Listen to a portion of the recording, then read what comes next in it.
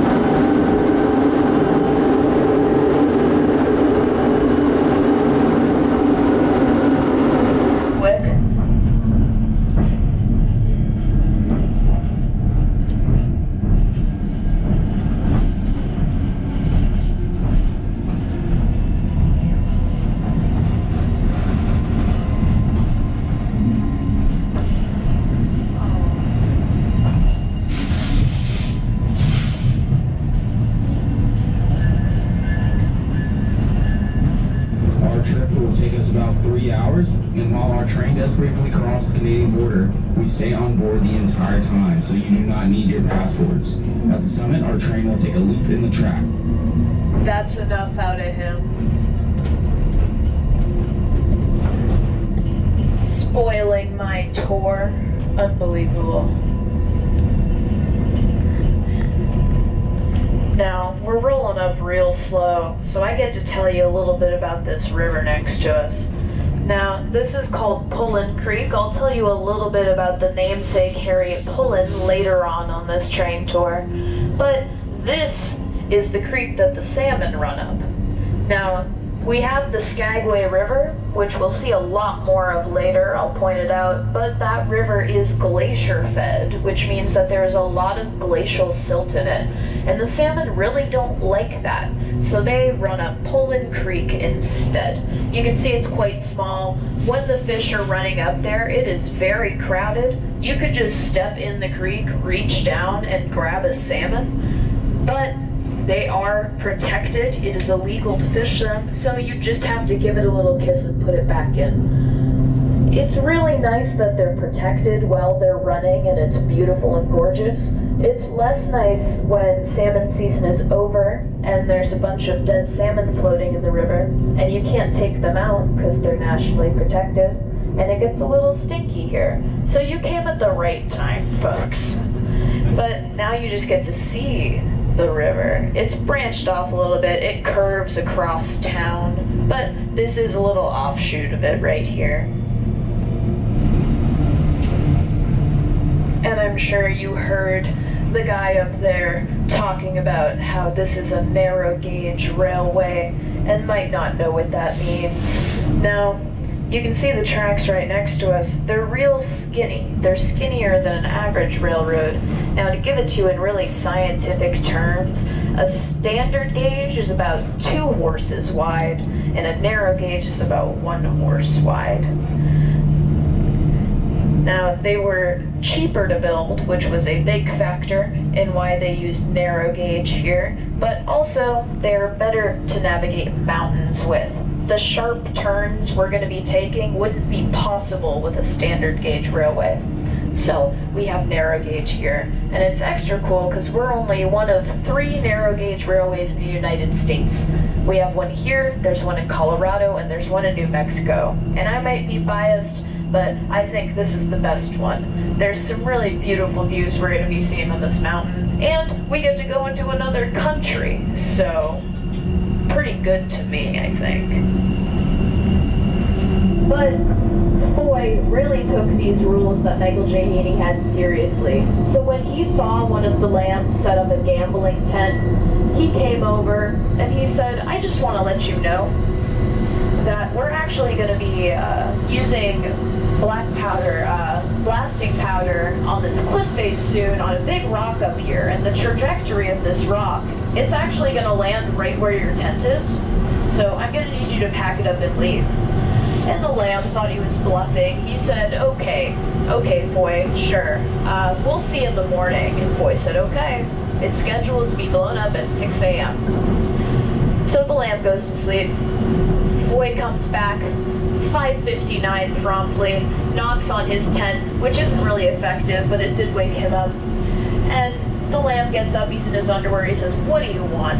Foy says, I'm just giving you a last warning. We're about to use blasting powder to blow this rock off. It is going to land on your tent if you don't move. Guy doesn't believe him still. Then he starts to hear some noises when he tries to go back to sleep. Starts hearing some pops in the distance. Now, he believes Foy a little more. He runs out of the tent. Seconds after he does, a 600-ton rock lands directly on his tent. Guy's so freaked out he runs down the mountain in his undergarments. And they didn't try and set up gambling tents in Michael J. Haney's towns anymore. So they really didn't want them not following the rules. And turned into a cabin. Now, you can stay there for $45 a night. I did just check those prices. It is $45 a night. They can sleep 6 uncomfortably. There's no running water, no electricity, And if you need to use the bathroom, you're going to have to go out and use the facilities, because there's no outhouse. But I will say at $45 a night, it is the least expensive of accommodations in Skagway. If I could be staying there right now, I would. And folks, here is your clear view of Bridal Veil Falls.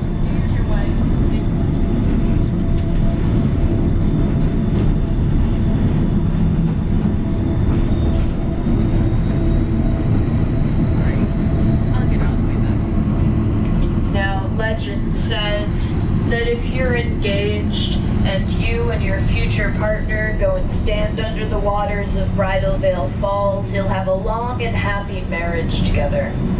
It's said that if a single person stands under the waters of Bridal Veil Falls, they'll be married within the year, which is why I stay far away from Bridal Veil Falls.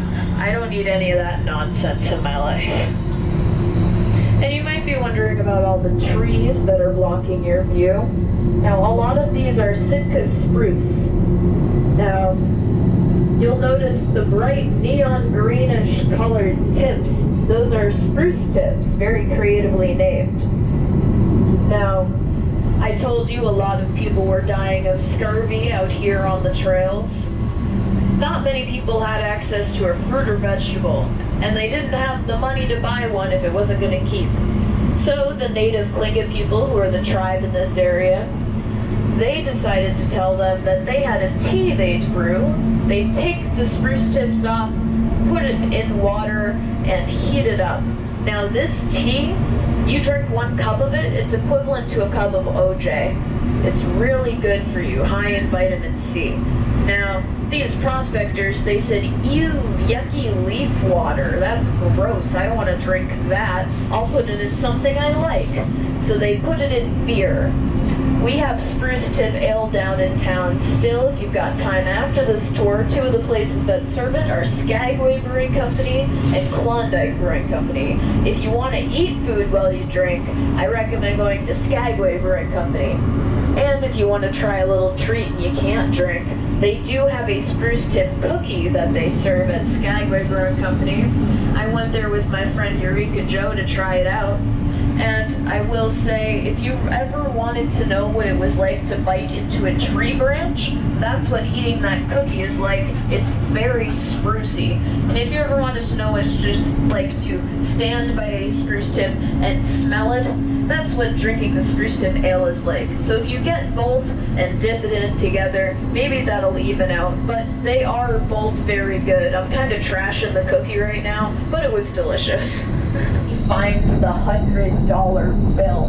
Mayhem breaks out. There's a riot. People are fighting each other to try and get these soaps. And in the mayhem, Soapy packs up his empty briefcase with all his new money and goes to the bar around the corner. If you bend down a little bit and look up at the tops of these mountains, those are our Sawtooth Peaks. Y'all are lucky we got a nice clear day. You can't see those all the time. But back when a glacier was carving this valley hundreds of thousands of years ago, that glacier was about 3,500 feet tall.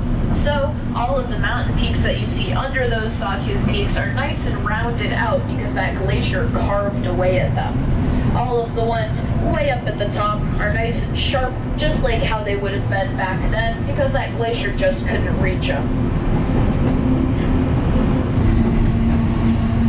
Now, pretty soon coming up, we are going to be crossing our wooden trestle bridge. You probably saw it from across the way, but it has a very nice view of this mountain, and then we will be promptly plunged into darkness while going through our first small tunnel. If you are afraid of the dark, I have 2 hands that are available to hold. If you need emotional support, I can come down the aisle.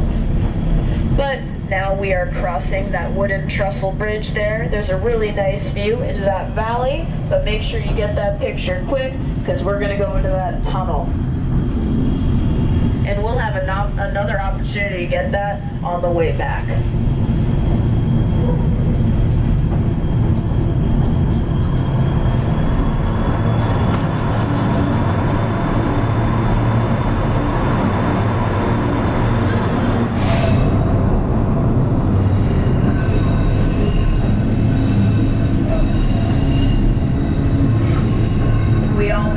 one disappeared. That ghost didn't get anybody. That was a little freaky. And if you look across the way right here, this is the mountainside where a lot of people spot mountain goats. The snow has melted a bit, so it'll be easier to see those little white dots, but if you see anything moving over there, you know what to do now.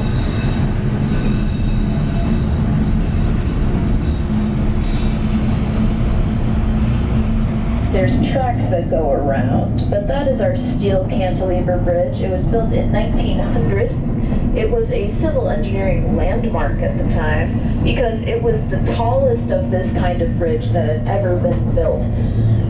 It is up there with the likes of the Eiffel Tower, the Panama Canal, in civil engineering landmarks. It's won awards. And you might say, long shot Liz, it's broken in the middle. How cool can it be? Well, it lasted a long time before it broke. It actually fell during COVID. Now, we were all away. This rail was shut down during the pandemic. And when we came back, it was like that. So I don't know what happened, but we cantilever alone. And we're going to curve around. You'll get a nice little view of this plus the valley once we turn around and go over that other much more secure bridge behind me. And once we pass that bridge, that means that we are going into the long dark tunnel. And that one's just long enough that your eyes start to adjust. So if you've got sunglasses, I recommend putting them on when we're in there.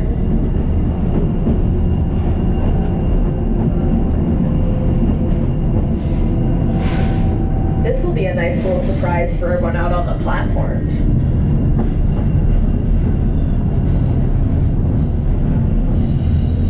Yeah, as we're crossing this bridge, you're going to get an awesome view down that valley right towards the steel cantilever.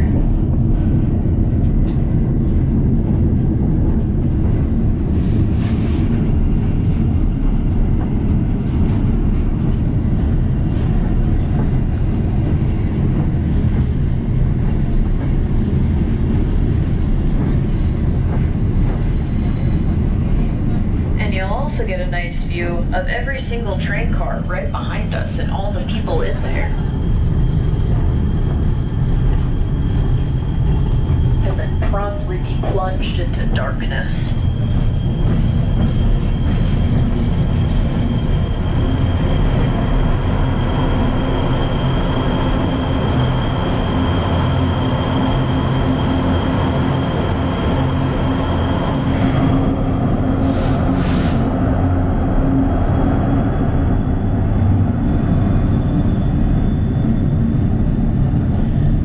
Guys, whew. I was getting a little nervous about that ghost.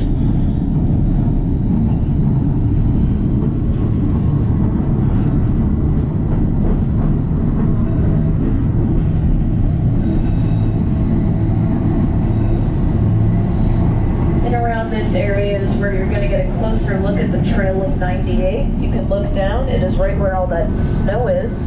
If all that snow was gone, you'd see that it was literally carved into the mountainside. There's also a cute little Trail of 98 sign at some point along here.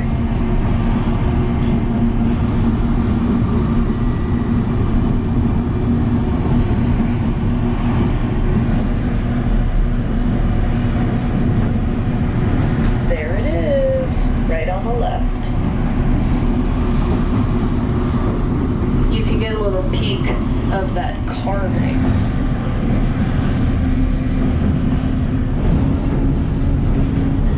And you'll notice what looks like a lot of little tiny trees around us. Those are actually normal sized trees. They're just laying down for a little bit. Because all the snow and wind, it's so heavy up here. The snow gets up to 30 feet in the winter, and the winds are really high. So a lot of these trees grew parallel to the ground, and then the tops just poke out a little bit. So those are normal sized trees, they're just laying down for a little bit.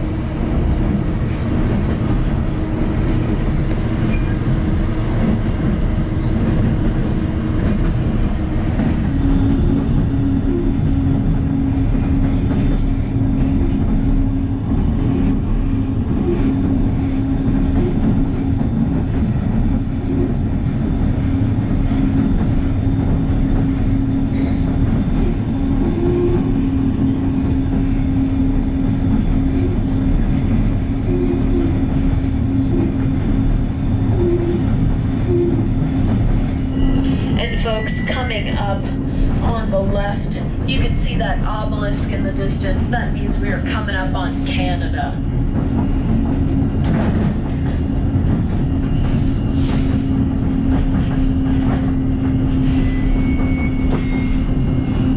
And folks, it's official. Welcome to Canada. Oh, Canada, I don't know the rest of the words. And you'll see the cabin marked NWMP, that stands for Northwest Mounted Police. That is where they would check all of the goods that these people were bringing up with them, make sure they brought all the right stuff. And if they didn't, if they forgot just one thing, then they'd send them all the way back down to Skagway to get it. This is the lake I was talking about. This is Summit Lake. You can actually go fishing up here in the summer. You need to get a permit, but if you want to be really cold while you're fishing, you can come up here. And you'll notice in some areas you can see exactly how blue that water is. If anyone's ever seen a bottle of Gatorade Glacier Freeze, that's what that water looks like when it's all melted. And this is actually the bottling facility for Glacier Freeze, and that was my idea. And now that we've made it to Canada, I know that over the announcements they said there was no alcohol allowed on the train. And that's still true, but I did bring Martinelli's sparkling cider so that we could do a little toast when we got to the summit. So I'm going to start handing out cups and we can get that all ready. And this is where we're going to do our little loop. You'll see a sign at one point that says divide, and that is where we will veer left instead of following the tracks straight to Fraser.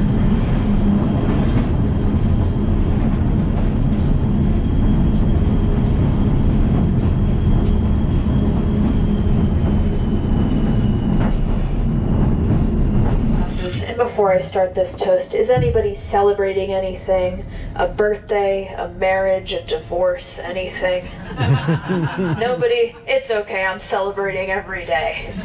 But here's to the miners who mine the land. Here's to the gold that we'll find in our pan. Here's to the beautiful Alaskan views, and most of all, here's to you. Cheers. Cheers.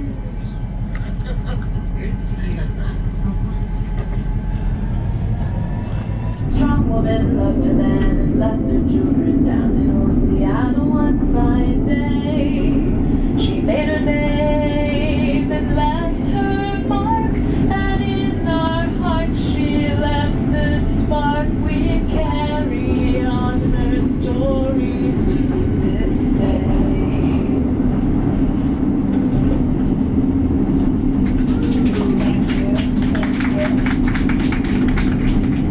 Ship, they used their boats to block the entrance so that the ship couldn't dock. Now, Harriet Pullen was not one to be stopped, so she rowed out her own boat, got her horses off the ship, and swam them to shore. And you've seen those waters, they're pretty rough.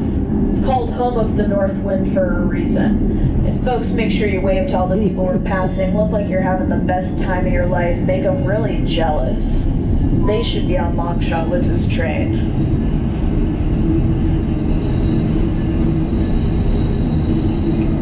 But all in all, Harriet Pullen, she was a real cool lady. And arguably, many of the women who came up here to mine were far more successful in keeping their money than the men who came up here to mine. And she is just one of many examples. So she's a real inspiration to me.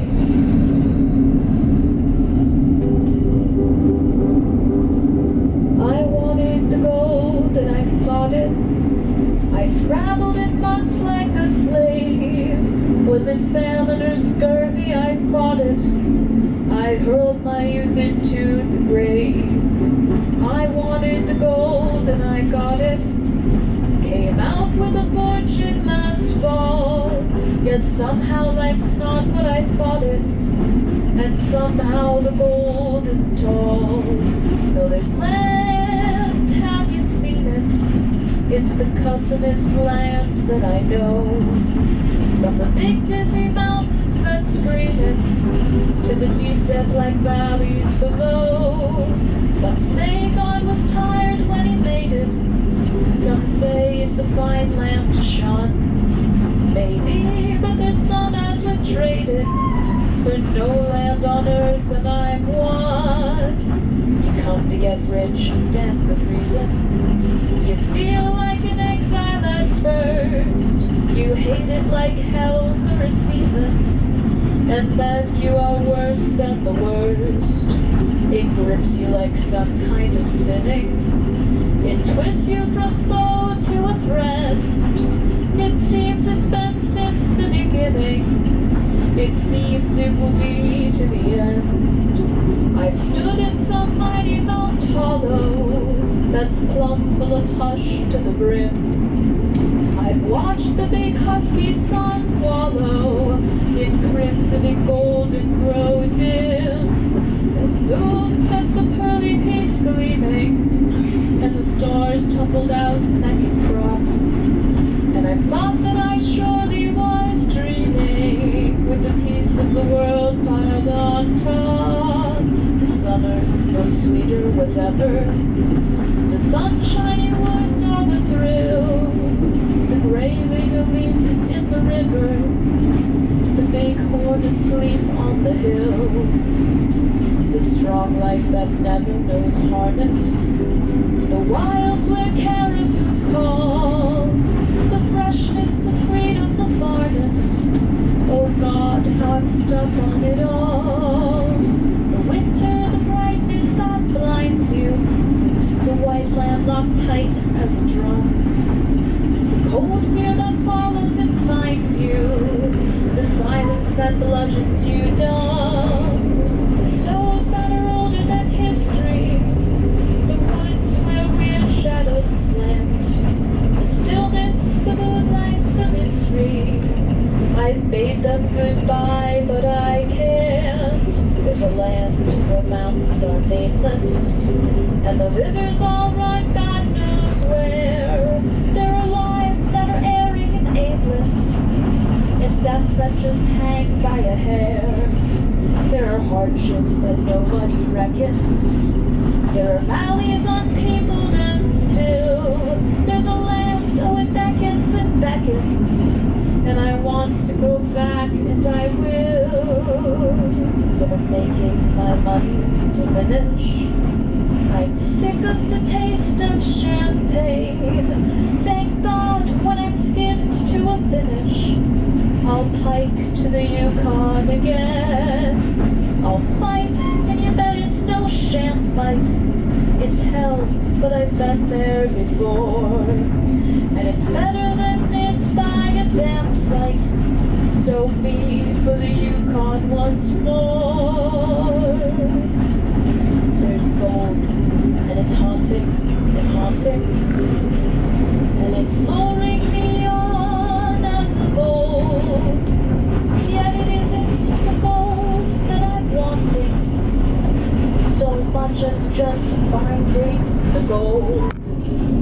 It's the great big red land way up yonder. It's the forests where silence has leased. It's the beauty that thrills me with wonder. It's the stillness that fills me with peace.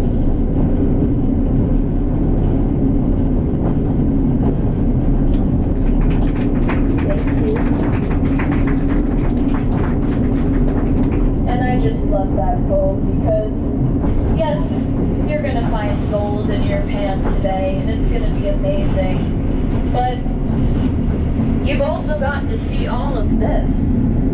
And the wealth is really in the experience, not in the material. So, I know for some of you this might be your first trip up to Alaska.